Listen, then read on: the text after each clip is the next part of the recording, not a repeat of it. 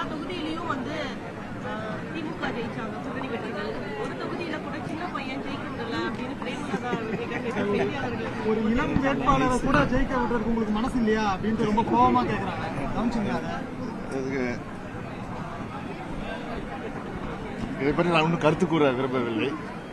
ஒரு தாயின் ஆதங்கத்தை அவர்கள் தெரிவித்திருக்கிறார். 39 தொகுதியில நீங்க ஜெயிச்சிட்டீங்க, ஓகே. பட் அந்த ஒரு தொகுதி தானே, அதுல ஜெயிக்க விட்டு தமிழ்நாடு மக்களே உங்களை பாராட்டி இருப்பாங்களே அப்படின்ட்டு. தேர்தல் நடத்துவது தமிழக அரசு அல்ல, ஒன்றிய அரசு, தேர்தல் ஆணையம். ஏற்கனவே தேர்தல் ஆணையம் எதுவாக இருந்தாலும் இனி சொல்ல தேர்தல் ஆணையர் தான், அவங்க தான் பொறுப்பு. பார்த்தீங்கன்னா தேர்தல் நடக்கும்போது தேர்தல் விதிமுறைகள் வந்து யாரும் அமைச்சர்களோ சட்டமன்ற உறுப்பினர்களோ மேயரோ யாருமே அவங்க கடமையை ஆற்றக்கூடாது. அத்தனையுமே தேர்தல் ஆணையத்தின் கட்டுப்பாட்டில் தான் செல்கிறது. அவர்கள் தான் ஆட்சியை நடத்துகிறார்கள், அவர்கள் தான் தேர்தல் நடத்துகிறார்கள். எதுவாக இருந்தாலும் அவர்கள் தேர்தல் ஆணையத்தை தான் அணுக வேண்டும்.